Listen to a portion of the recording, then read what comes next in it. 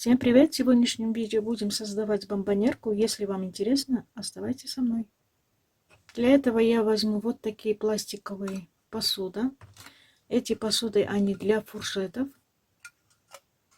Есть разных форм. У меня вот такая, я возьму такую. И у меня вот есть ткань, плюш, она стречевая, имитация бархата. Теперь я аккуратненько буду склеивать. Вот. Постараюсь, чтобы было меньше складок.